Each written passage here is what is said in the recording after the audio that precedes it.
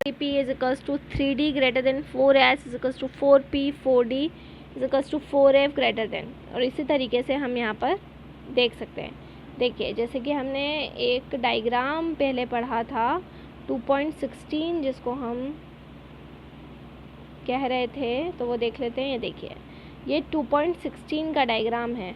Energy level diagrams for the five electronic shells of a hydrogen atom, और B किसके लिए है, multi electron atom के लिए, क्योंकि हाइड्रोजन में एक ही इलेक्ट्रॉन होता है इसीलिए हाइड्रोजन के लिए है, और second one is multi electron atom के लिए है। ठीक है, क्लियर।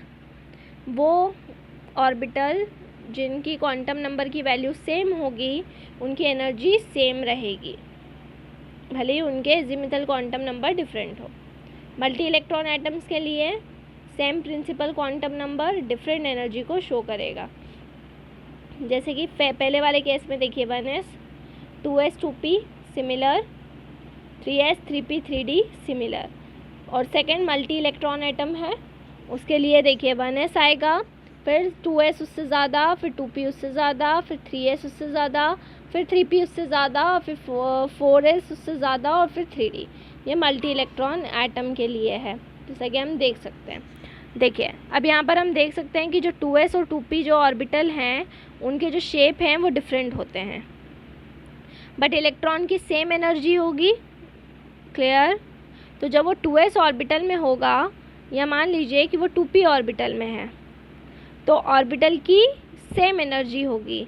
तो ऑर्बिटल की जब सेम एनर्जी होगी तो उस ऑर्बिटल को हम क्या बोलेंगे, एक नाम देंगे जिसको बोला जाएगा डीजनरेट ऑर्बिटल। वैसे ही अगर हम हाइड्रोजन के 1s ऑर्बिटल की बात करें, हाइड्रोजन का कैसा ले लिया हमने 1s ऑर्बिटल, ठीक है, क्लियर। तो वो सबसे ज़्यादा स्टेबल कंडीशन में होगा और उसको हम बोलेंगे ग्राउंड स्टेट। ठीक है, क्योंकि इसमें जो इलेक्ट्रॉन है वो बहुत स्ट्रांगली जुड़ा हुआ रहेगा न्यूक्लियस से। अगर 2s और 2p की बात करें और हायर ऑर्बिटल की बात करें हाइड्रोजन एटम में, ठीक है, तो उनको हम क्या बोलेंगे, एक्साइटेड स्टेट। जबकि मोस्ट स्टेबल स्टेट को क्या बोला जाएगा, ग्राउंड स्टेट बोला जाएगा, और इसके आगे की जो स्टेट्स रहेगी उनको क्या बोला जाएगा, उनको बोला जाएगा एक्साइटेड स्टेट। ठीक है, क्लियर है ना। अब अगर मल्टी इलेक्ट्रॉन एटम की बात करते हैं तो उनके अंदर जो भी एनर्जी रहेगी वो किसके ऊपर डिपेंड करेगी, उनके प्रिंसिपल क्वांटम नंबर के ऊपर, मतलब उनके मेन शेल के ऊपर, लेकिन उसके साथ साथ वो उसके सब शेल पर भी डिपेंड करेगी। जबकि हाइड्रोजन में ऐसा नहीं होगा, हाइड्रोजन में केवल मेन शेल पे डिपेंड कर रही है, और मल्टी इलेक्ट्रॉन एटम में दोनों पर डिपेंड कर रही है, प्रिंसिपल क्वांटम नंबर पर भी डिपेंड कर रही है और अज़ीमुथल क्वांटम नंबर पर भी डिपेंड कर रही है। ठीक है, क्लियर। अगर हम कोई भी प्रिंसिपल क्वांटम नंबर की बात करते हैं, जैसे कि s हो गया, p हो गया, d हो गया और f हो गया, तो इन सब की जो एनर्जीज होगी वो कैसी होगी, डिफरेंट एनर्जीज होगी, है ना।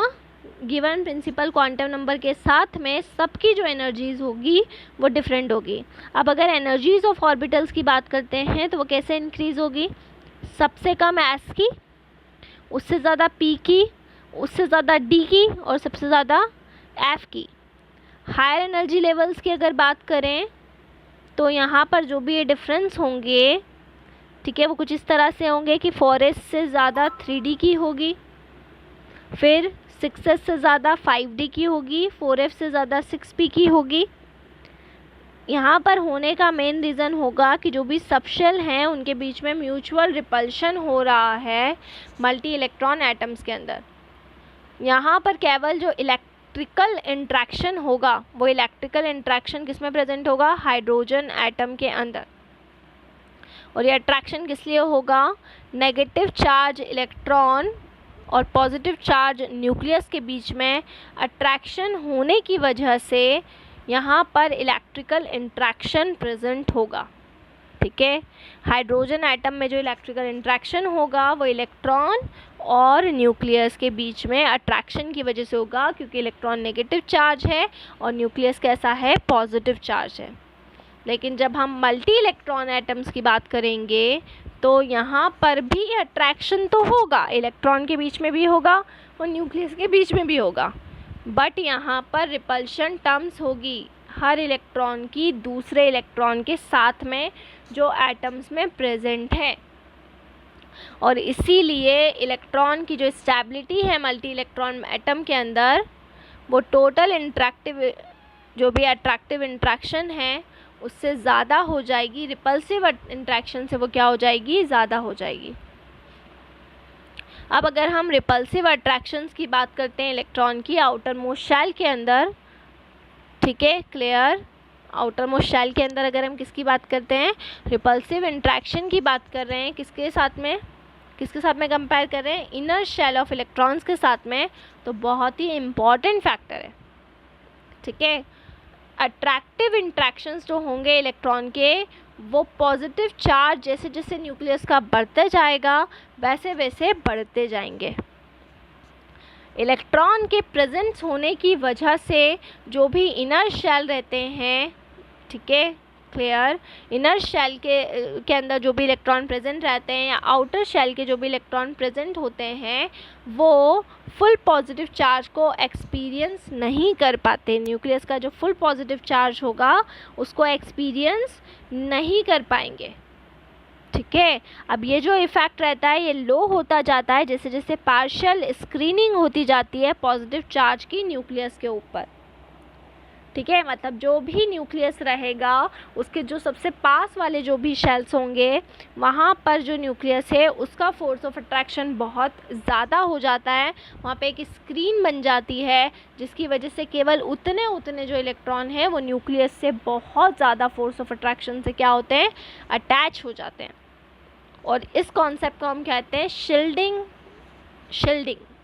ठीक है, आउटर शेल इलेक्ट्रॉन की शील्डिंग न्यूक्लियस से किसके थ्रू हो रही है, इनर शेल इलेक्ट्रॉन्स के थ्रू। जो इनर शेल के इलेक्ट्रॉन्स हैं उनके थ्रू न्यूक्लियस से आउटर शेल इलेक्ट्रॉन की शील्डिंग हो रही है, ठीक है। और जो भी नेट पॉजिटिव चार्ज एक्सपीरियंस होगा आउटर शेल इलेक्ट्रॉन को, उसको हम कहते हैं इफेक्टिव न्यूक्लियर चार्ज, जिसको हम Z इफेक्टिव से रिप्रेजेंट करते हैं, ठीक है। अब जो आउटर इलेक्ट्रॉन्स की न्यूक्लियस से शील्डिंग होती है इनर इलेक्ट्रॉन्स के थ्रू, तो उसमें जो भी अट्रैक्टिव फोर्स रहेगा वो आउटर शेल इलेक्ट्रॉन्स के थ्रू एक्सपीरियंस होगा और वो इंक्रीज़ होता जाएगा जैसे जैसे न्यूक्लियर चार्ज बढ़ता जाएगा, ठीक है। या बोल सकते हैं कि जो भी एनर्जी ऑफ इंट्रैक्शन रहेगा न्यूक्लियस और इलेक्ट्रॉन्स के बीच में वो डिक्रीज़ होता जाएगा एटॉमिक नंबर के बढ़ने के साथ साथ, ठीक है, क्लियर। ये मैंने आपको इतना टॉपिक बताया, अब इसी को हम नेक्स्ट वीडियो में आगे कंटिन्यू करेंगे। So stay home, stay safe, घर पर रहें, सुरक्षित रहें, बाहर ना निकलें, बहुत ज़रूरी हो तो ही बाहर निकलें।